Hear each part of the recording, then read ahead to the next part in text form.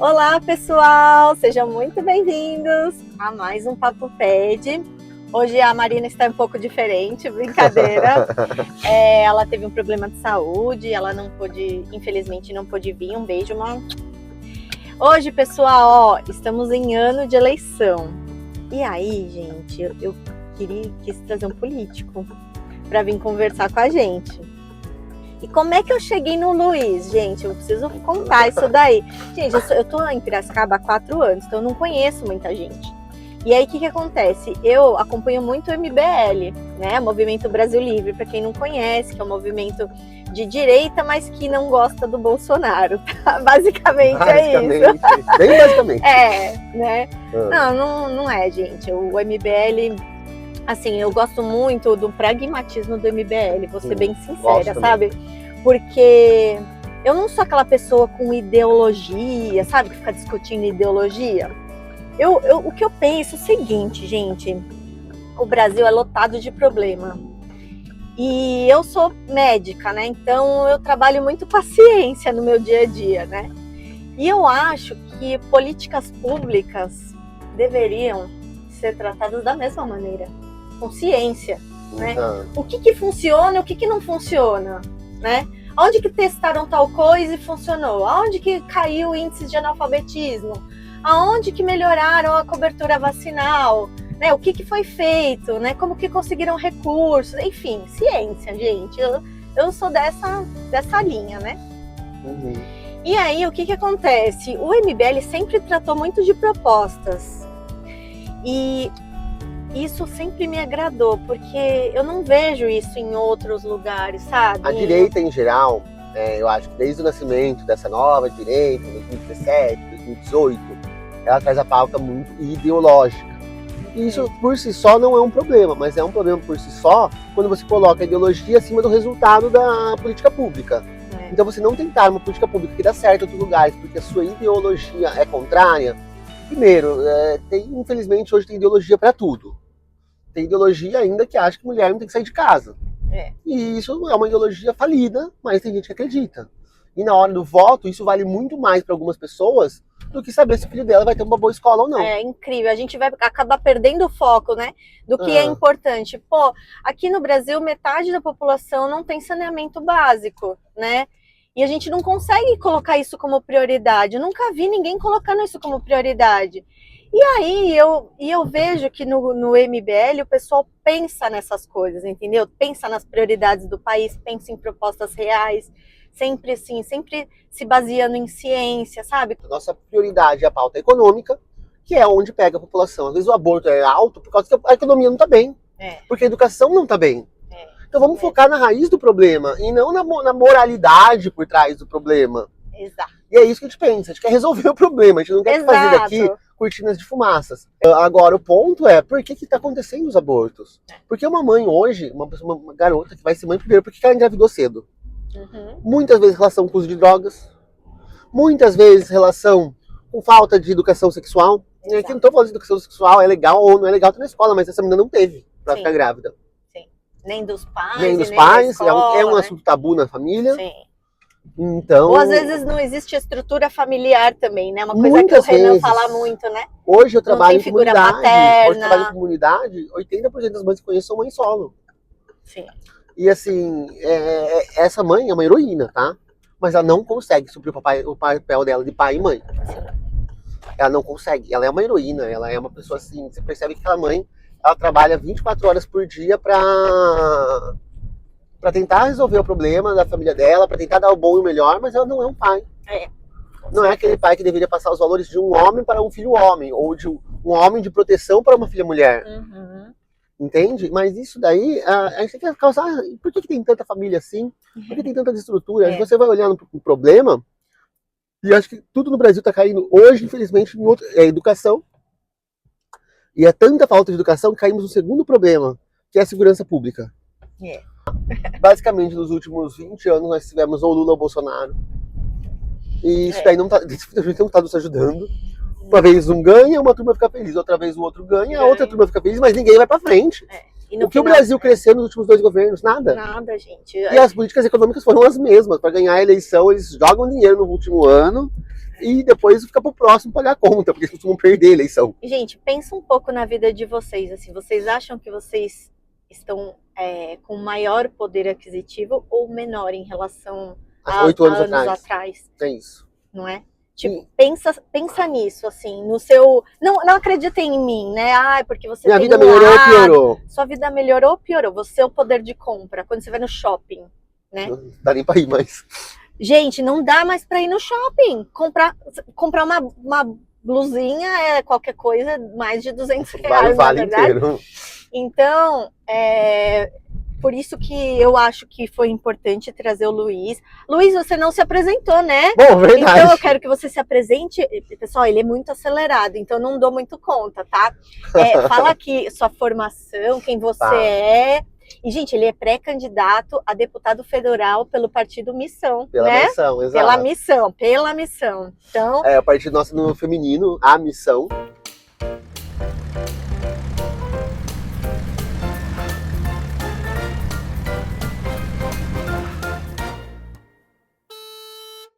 A missão. Bom, eu sou Luiz Bená, Luiz Gustavo Verdico Bená, nascido em Piracicaba. Tenho essa terra aqui como a terra que eu nasci, que eu escolhi viver, porque eu me formei em Campinas, em Direito, na Facamp. Sou advogado, me formei e voltei para Piracicaba. Sempre trabalhei aqui em Piracicaba, desde que eu me formei. Conheci grandes advogados aqui, grandes juízes também, que atuam na área, mas decidi ir para política. Na verdade, desde que eu fazia faculdade na Facamp, nós passávamos pelaquela eleição Aécio e Dilma. Entendi. E eu escolhi o lado do Aécio. Eu sempre fui anti-PT. E naquela época, a única coisa anti-PT que existia era o PSDB. E por fim, a gente era os tucanos. Nossa, é duro, éramos tucanos e nem era na verdade necessário ser tucano naquela época. E por eu escolher estar fazendo campanha pelo Aécio, quando eu faço campanha eu faço de verdade, tá? Nem conhecia Aécio, não sabia nem quem era, não ganhava R$1, mas tinha bandeirinha, colava no carro, tudo. Sim. Quem gosta de política é assim, gosta, não adianta. Exato. E eu tive carro riscado, era difícil entrar na faculdade, eles faziam barricada para eu entrar. Nossa. Ninguém sabia quem eu era, eu não sabia quem eram aquelas pessoas. E eu comecei a ver os extremismos políticos começaram aí. Bom, o Aécio perde aquela eleição e eu conheço a turma do MBL nos protestos do impeachment da Dilma. E aí que eu me descubro com um pessoal muito inteligente.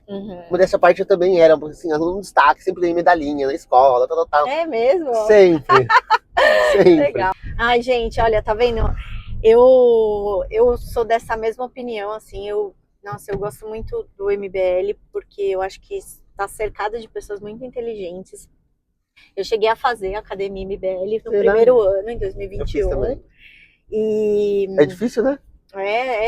Nossa, aprendi Parece que é mais fácil, foi né? muito legal, assim, você conhece outras pessoas, né? É bom você sair um pouco, às vezes, né, da sua zona de conforto, da sua caixinha, né? Eu sempre fui acostumada com pessoas sempre da área da saúde, da medicina, né? E aí, de repente, você vê um outro público, assim, então foi muito legal. E eu também me filiei à Missão, já vou perder os seguidores. Pessoal, não deixem de me seguir, tá bom? É sempre pelo bem do Brasil, mas eu sou, assim, uma lutadora pelo, né, sempre os direitos da criança e tudo mais. Eu queria saber de você como que você vê, assim, as políticas públicas que têm sido implementadas em relação à criança, assim, você acha que, como é que tá? O que precisa melhorar? O que você pensa? Eu acho que assim, tem 2 pontos que eu sempre falei, que eu falei já no início aqui. Tem 2 grandes problemas do Brasil que não vêm sendo discutidos. Educação e segurança pública. Isso atrapalha muito o crescimento do país, tanto no sentido de formar profissionais, como no sentido de dar segurança para as crianças sequer frequentarem as escolas. Hoje tem zonas do Brasil que não são controladas pelo governo brasileiro, em que uma criança não pode sair de casa até ter um determinado horário. Não pode frequentar o médico, não tem médico também.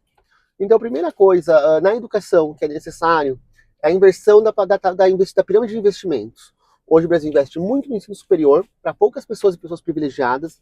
Tem o ProUni, mas ainda assim, se você olhar as faculdades de nível superior, gratuitas, ou estaduais, ou federais, você vai ver que a grande maioria são pessoas privilegiadas por si só. Eu sou essa pessoa aí, privilegiada, que estudou na USP. Entendeu? E essa garota aqui custou muito caro. Mas nós temos uma grande profissional. Mas eu devolvi, viu? Porque... Não, mas nós temos uma grande profissional. Ela cumpriu o papel dela e a forma como foi estabelecido para ela cumprir. Exato. Parabéns. Agora, não adianta nós deixarmos crianças fora de uma escola, de uma creche ou de uma escola municipal de mínima qualidade, achando que essa pessoa vai ter a mesma chance ela de virar uma grande profissional. Não vai. Essa pessoa sequer talvez vai conseguir fazer o ensino médio.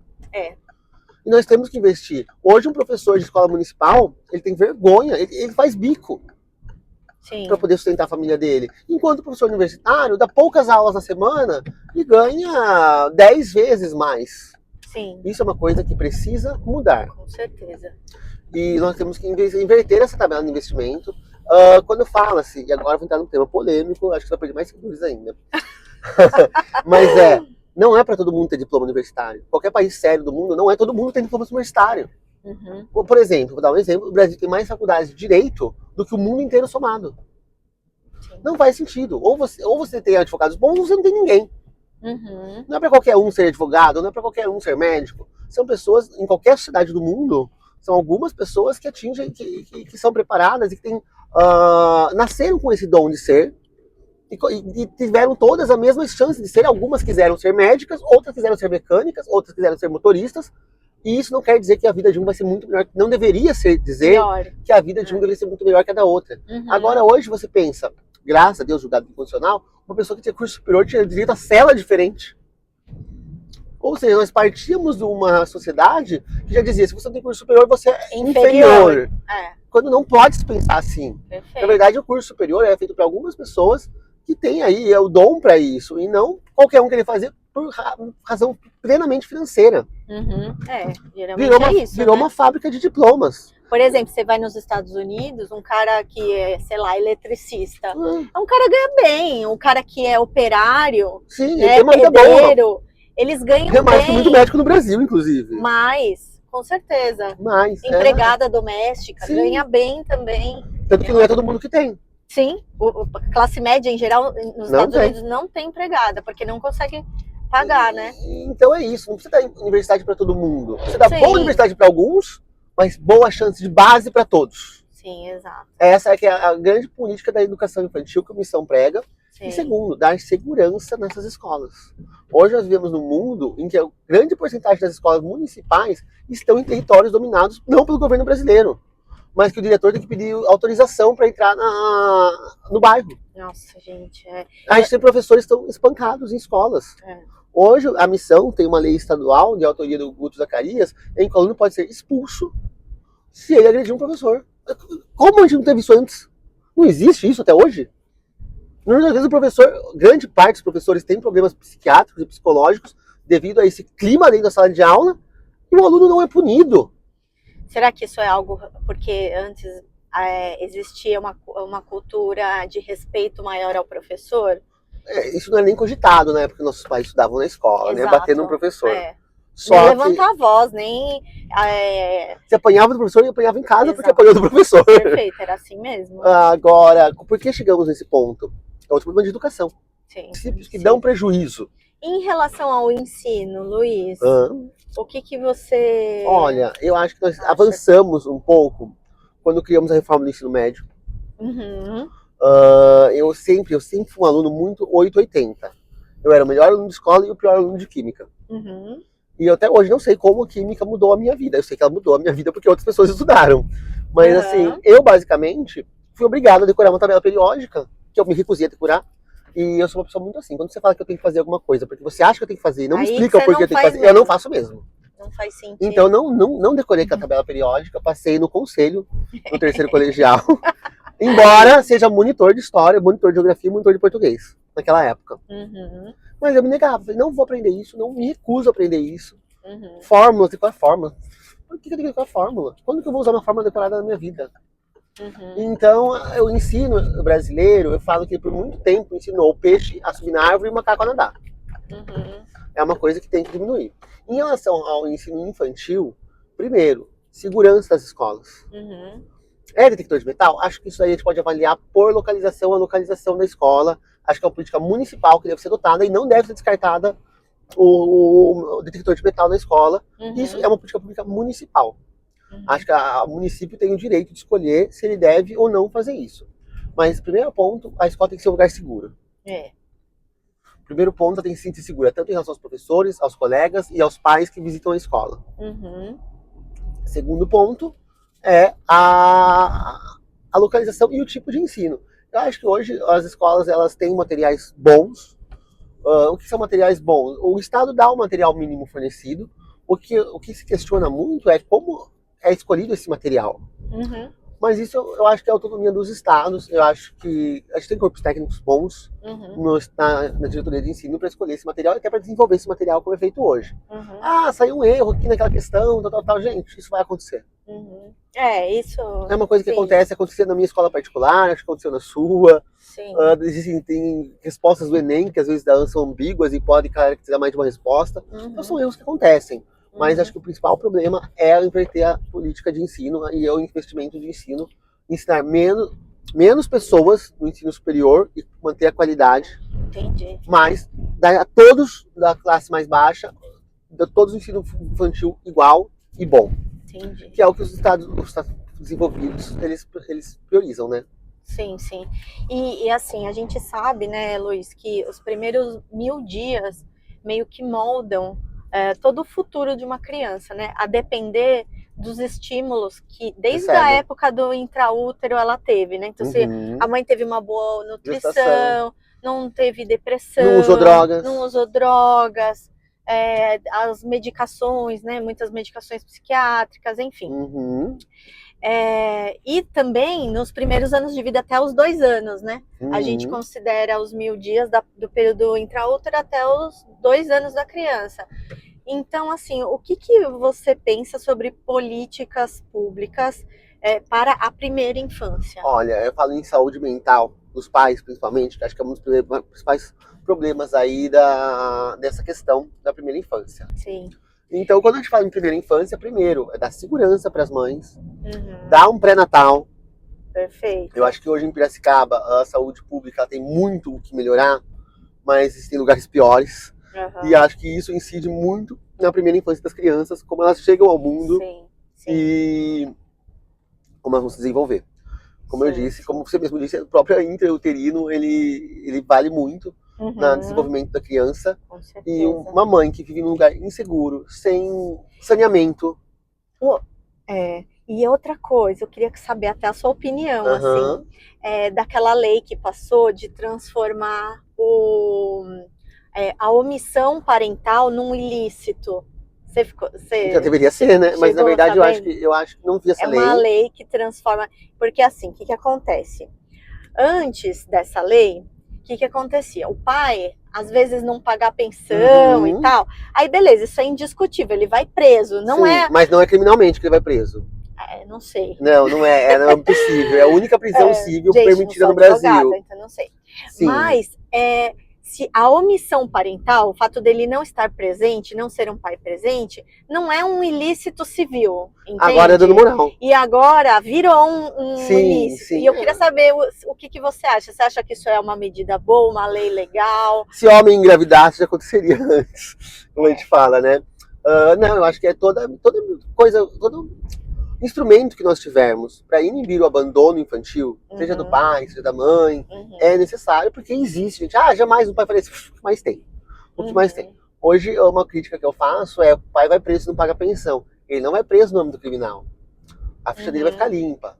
É a única prisão civil. É a única prisão civil autorizada no Brasil, porque o Pacto São José da Costa Rica impede que qualquer pessoa seja presa por motivos de dívida, em qualquer país signatário. O único país que é signatário, mas permite um tipo de prisão civil, é o Brasil, no caso de não pagamento de pensão de crianças. Porque no Brasil não pagava-se pensão. E se você fala assim, vou assinar o pai na justiça, vai pagar pensão. O pai não ia pagar do mesmo jeito. Entendi. Assim como 80% da população está endividada hoje, não paga as dívidas. Entendi. Então precisava-se de um instrumento mais forte de coerção para que esse pai chegasse a pagar. E eu trabalhei como advogado muito tempo em casos de família. Prender o cara, dá um telefone na mão dele e falar: você tem 3 horas para esse dinheiro aparecer. 80% dos casos o dinheiro aparecia. Ligar pra mãe, ligar pro pai, ligar pra alguém, e esse dinheiro aparecia. Então, realmente, é um ato mais coercitivo de fazer pagar é esse. O Brasil tem discussões em relação ao Pacto de São José da Costa Rica, de descumprimento do pacto, por autorizar esse tipo de prisão civil, mas é uma questão interna, de soberania nossa, que nós entendemos que essa prisão é necessária no Brasil. Hoje, com relação ao ilícito civil, do abandono, se dá a possibilidade de um dano moral, até onde eu já exerci isso daí, a pessoa depois de 18 anos já pode ingressar com essa ação. Sim, contra 3 o pai, anos após a maioridade. A maioridade. Ela pode ingressar com essa ação, normalmente julgada procedente, comprovado que o pai sempre abandonou afetivamente a criança. Sim. E ela tem que provar danos psicológicos. Na verdade, gente, eu acho que o dano psicológico nesse caso é uma questão por si só. Eu acho que não tem como a pessoa ser abandonada por um pai e não ter um dano psicológico de alguma forma. Exato. Também acho. Eu acho que... Por melhor que ela seja criada pela mãe, não substitui, né? Por si só, ela já vai ter um dano psicológico. Eu conheço inúmeras crianças assim, que tratam daí o tio como pai. Eu era advogado, eu era chamado de pai pela criança. Nossa senhora. E eu chorava às vezes, porque não sou o pai da criança, não vou ser o pai da criança. Não vou ter a responsabilidade de pai da criança, mas é aquela carência que ela tem por um homem. Sim. Da figura masculina. E quando a missão fala que a mãe não consegue fazer o papel, a mãe dessa criança é fenomenal. Tinha 3 empregos. Não é um demérito ela não conseguir fazer o papel, porque ela não é outra pessoa, ela tem o papel dela, né? Que é essencial. Exato. A figura masculina tem um sentido para a criança. A figura feminina tem outro sentido para a criança. Acho que você pode falar melhor que eu disso.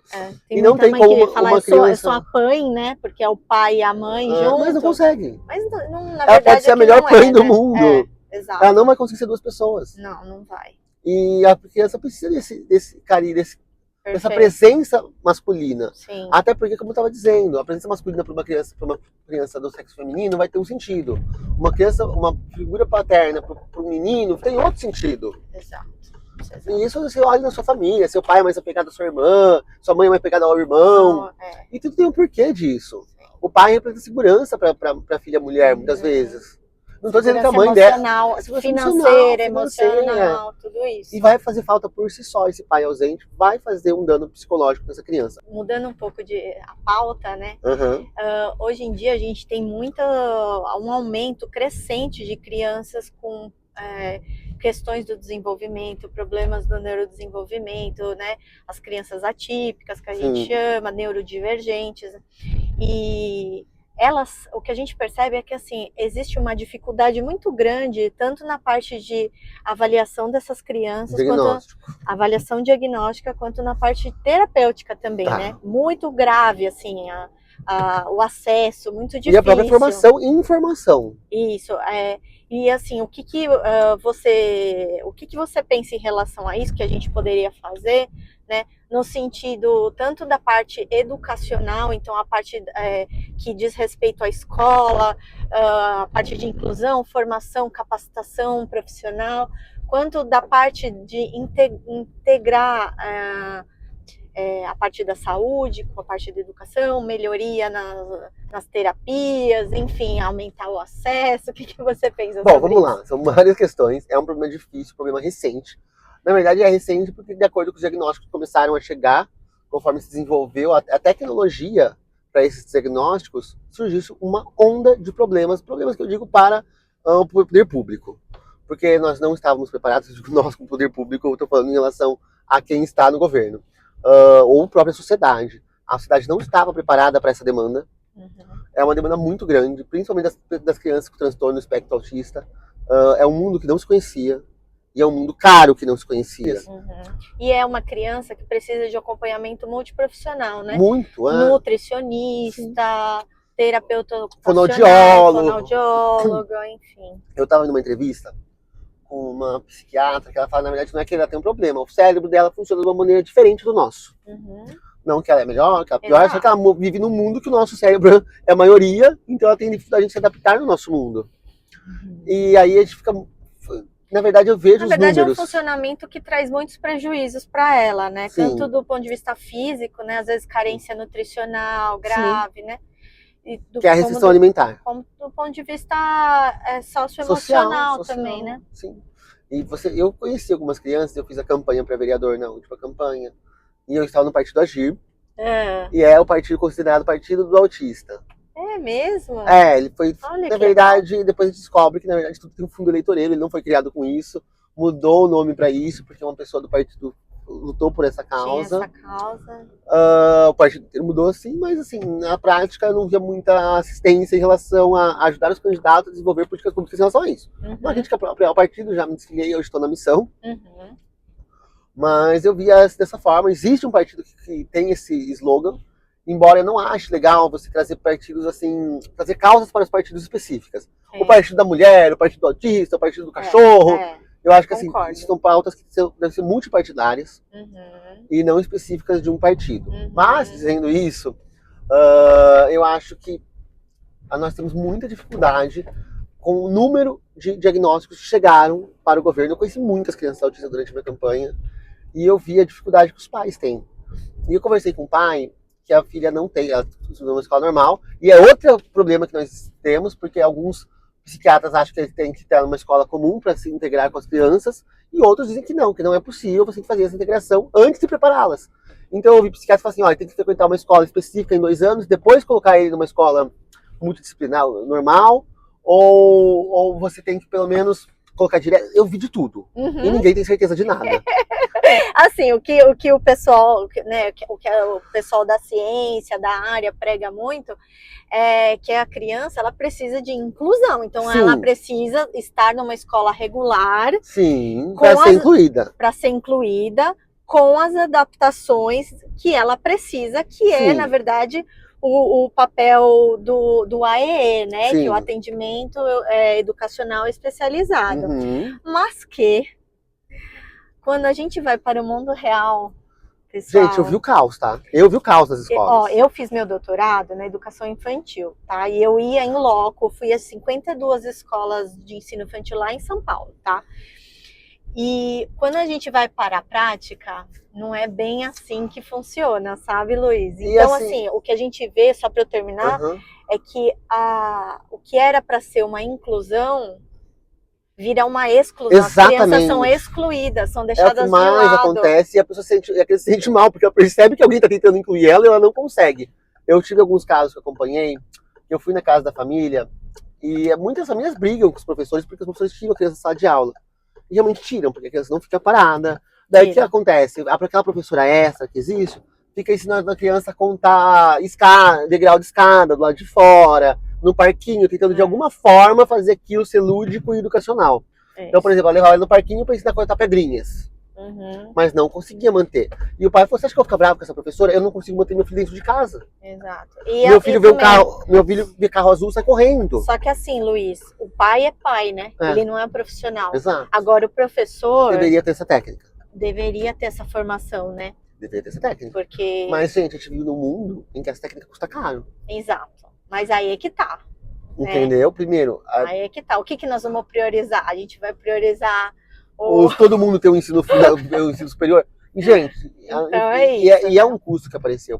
É um custo, tá, gente? Tudo quando a gente fala de política pública tem custo. Que o Estado não estava preparado. Hoje, acho que praticamente toda sala de aula deve ter uma criança do transtorno do espectro autista. Sim. Ou seja, estamos falando de quantas salas de aula no Brasil.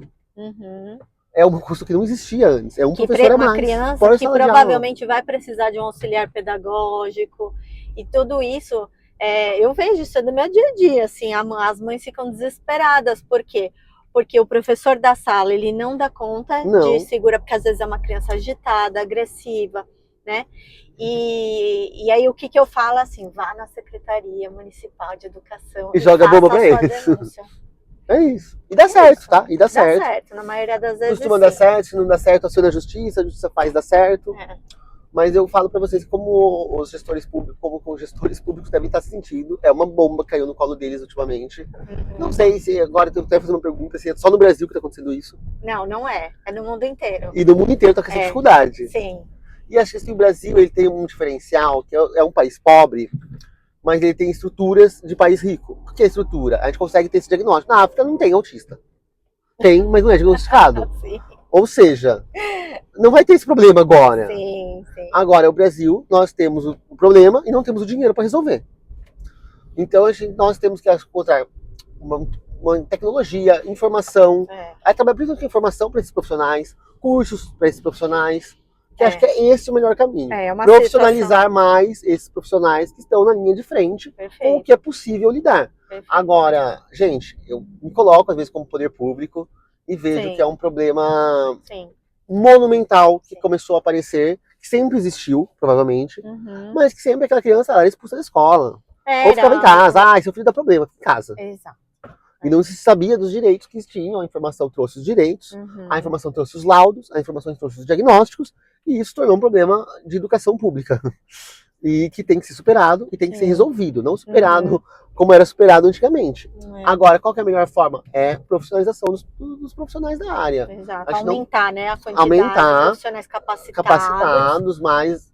Porque isso, o tempo terapêutico, geralmente, né, a gente pensa em tempos longos, né, tanto da parte assim semanal, de horas semanais, quanto da parte de um período longo da vida, que a criança muitas vezes vai ter que fazer a terapia, né? Então, se ela tiver profissional capacitado na escola, né, se os pais estiverem bem orientados, se tiver algum centro terapêutico que ela possa cumprir as horas, fazer as horas de que ela precisa, né? Eu acho que assim, é mais custo efetivo. Piracicaba tem um grande déficit em relação a lugares terapêuticos para crianças do diagnóstico do espectro autista. Está se criando, com a ajuda da missão, das emendas parlamentares enviadas pelo Guto Zacarias e pelo Kim Kataguiri, no centro de reabilitação está se construindo um prédio praticamente próprio para crianças do autismo. Nossa, que legal. Eu sei que foi tentado um convênio entre a prefeitura e o centro de reabilitação, eles estão avançando bem, tá? Aqui é a Supira que a gente está passando. A Supira que trata de pessoas que têm problema de surdez. Olha, tem vários centros, né? E aqui é muito pequenininho, como você viu. Eles estão com um lugar muito pequeno. É outro lugar que a missão pretende ajudar em breve. Já foi pedido ao deputado Guto Zacarias da missão R$200 mil para que eles possam continuar, porque eles estão com muitos problemas financeiros. Então eu estava conversando com a presidente Supira sobre os equipamentos que existem para a pessoa passar a ouvir. E ela falou que isso também não ajuda, porque vira um ruído para ele, que às vezes não escuta do mesmo jeito, e isso desestimula a pessoa a aprender a língua de sinais. Exato. Porque não é que nem a gente, né? Que a gente nasceu escutando e existe uma questão do ruído e de você decodificar o que é esse ruído. E nas primeiras semanas, né? Também... E que isso acontece no começo da vida, né? Tanto é que crianças que precisam fazer o implante coclear, né? O transplante coclear, é legal que isso aconteça no primeiro ano de vida, assim, né? Quanto antes, melhor. Porque ela vai aprender a decodificar essa informação. Pessoas que não ouvem, de repente começam a ouvir um ruído, pessoal, aquilo não faz sentido para ela, é um ruído vazio, assim, não é um ruído com significado, né? Então ela tem que aprender, né, tudo de novo, e daí é o que você falou, né?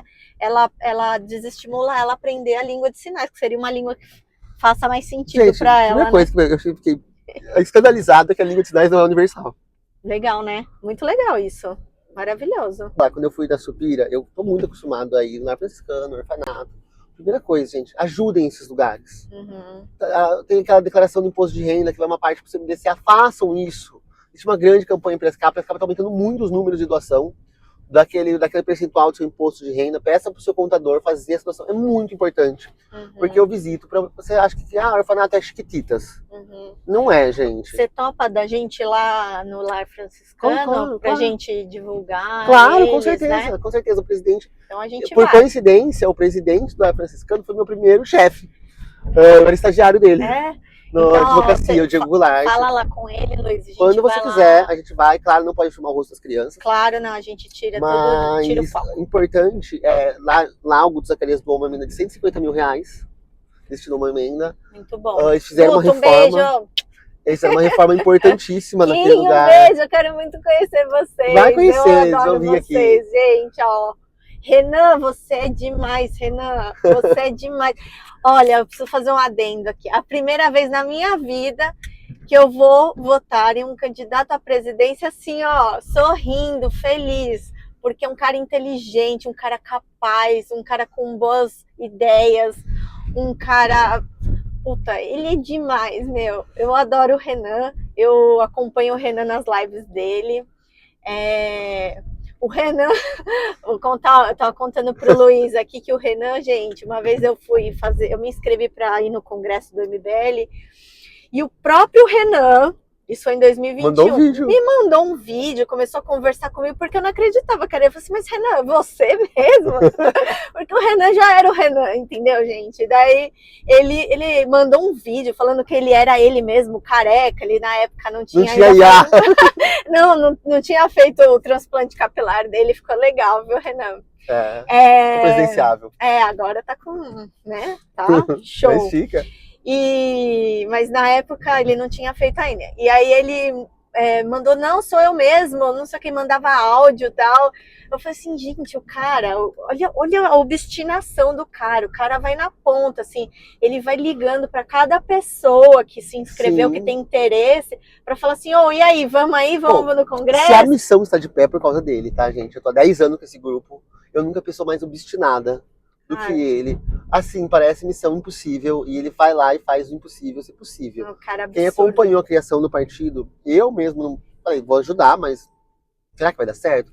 Quando eu comecei a ver o que eles foram desenvolvendo para dar certo, falando do livro amarelo, comprem pessoas, quem acredita no Brasil, que pode ser forte, rico e livre, compre esse livro, a gente tem desde o diagnóstico, que fala, eu acho muito interessante isso, como a nossa elite brasileira é uma elite ruim, é uma elite defasada, é uma elite que liga mais pro Neymar do que para políticas públicas, que liga mais pro Neymar do que faculdade.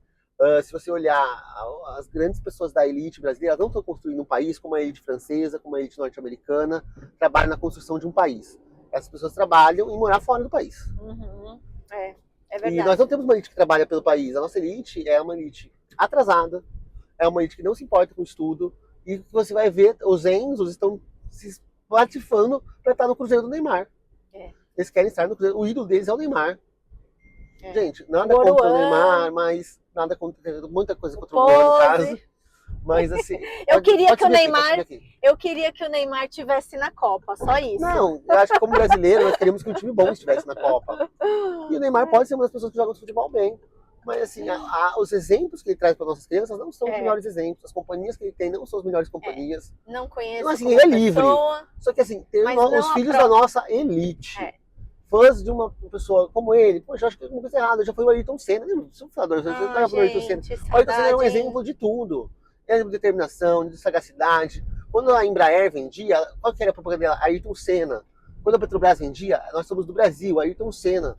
Nós temos orgulho daquele cara. Agora, a gente sempre foi visto no mundo como o Zé Carioca, né? O malandro. Daí chega o Ayrton Senna. E aí o Ayrton Senna, assim, desvirtuou toda essa imagem, leitura, né? Exato, pessoa esforçada. Uma pessoa vitoriosa, esforçada, capaz. Gente, é isso que a gente precisa, pessoas desse naipe. E o livro amarelo ele fala sobre isso, sobre onde está a nossa elite brasileira cuidando para subir.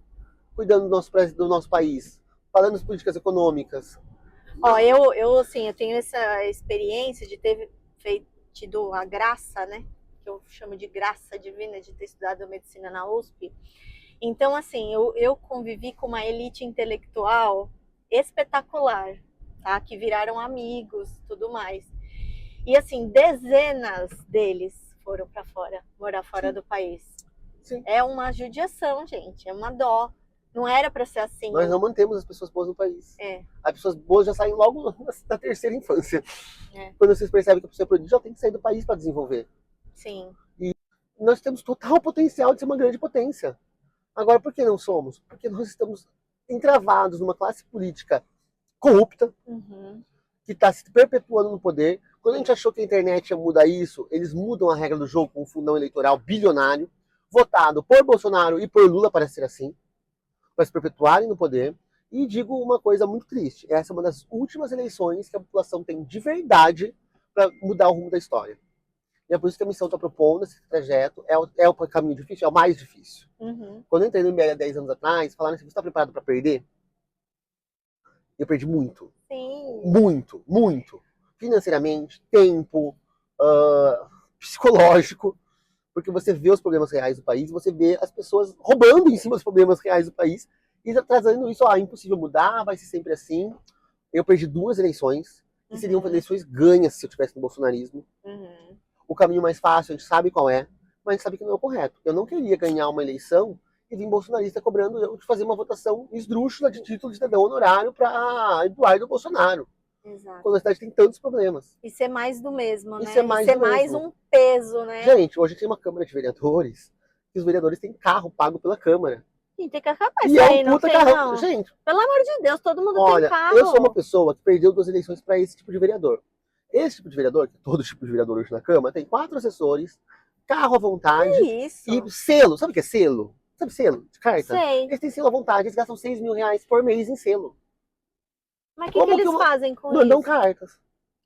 Quem manda carta hoje em dia? Gente, se de graça você manda, né? Se é de graça você manda. Agora, como que uma pessoa que vem assim, ó, você quer ser candidata, você vai concorrer com uma pessoa que tem tudo isso? Não é muito difícil? Fora isso, tem o fundão. A gente tem que convencer as pessoas de que isso é um absurdo. Gente, hoje na Câmara de Vereadores, todos que estão eleitos ou já foram vereadores ou eram da máquina pública. Não tem ninguém que falou assim, vou ser candidato e vou ganhar. E ganhou.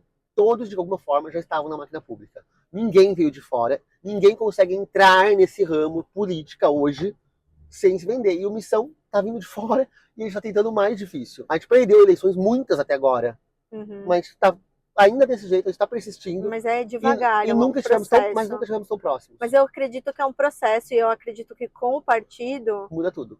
Muda tudo, ainda não vai ser fácil, porque o partido não vai estar regado preparado, de dinheiro. Não tem nada de dinheiro, inclusive.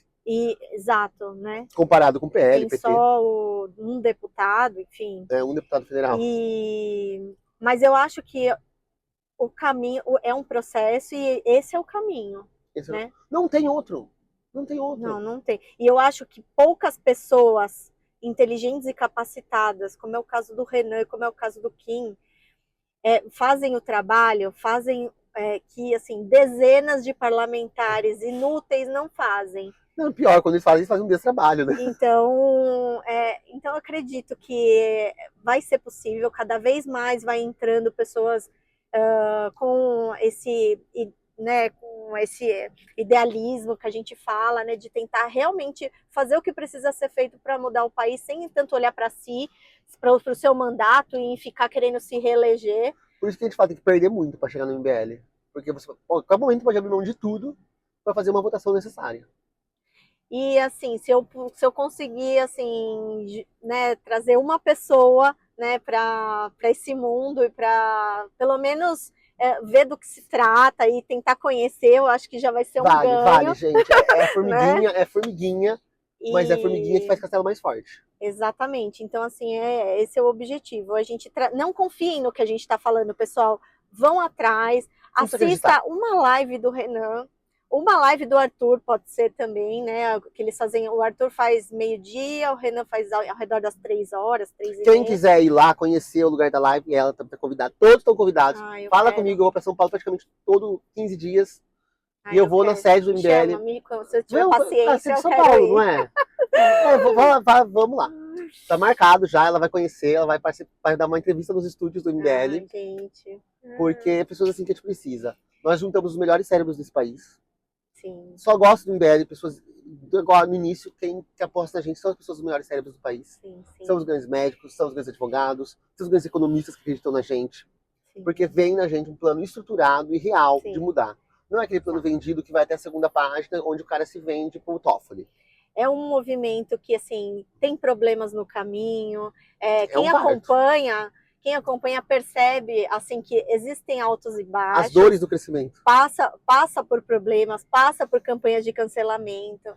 Mas que no final das contas só vai crescendo. Eu acho que, no geral, assim, o que a gente vê é um bando de loucos. Desequilibrados, mas com um idealismo e uma vontade de mudar o país muito grande. Então eu tenho muita admiração. Eu queria agradecer o Luiz. Obrigado pelo convite, adorei. Queria muito conhecer Adorei esse formato de entrevista. Muito divertido. Com esse teto aqui que a gente passa por toda a cidade. Muito porque, legal. Assim, a gente está numa cidade linda, né? Um sonho essa nossa cidade, gente. Então, você é de outra cidade? Como você Eu sou de São Paulo, mas eu moro aqui. Mas você se sente muito bem aqui? Me sinto muito bem. Sabe por quê, Luiz?